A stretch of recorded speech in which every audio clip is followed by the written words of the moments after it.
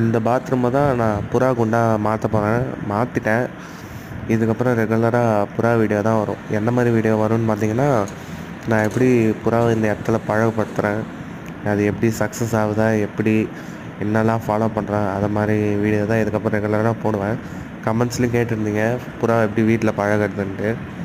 So அது related video தான். ஏன்னா நம்மளும் இப்போ புது இடம் செட் பண்ணுறோமா, ஸோ எப்படின்ட்டு நம்மளும் செக் பண்ணி பார்ப்போம், ரிஸ்க் எடுப்போம்.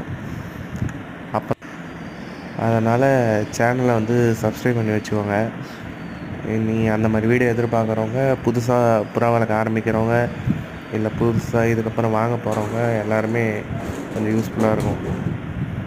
எனக்குமே ஒரு டெஸ்ட்டு தான். ஏன்னா ஃபஸ்ட்டு புறா வளர்க்கும் போது இதெல்லாம் ஒன்றும் நமக்கு தெரியாது. சும்மா அப்படியே வளர்த்தோம், அப்படியே டேப் போட்டோம், அப்புறம் அவுத்து விட்டோம், நின்றுச்சு. ஒரு 2 நாள் காணாமல் போச்சு. சரி பார்ப்போம்.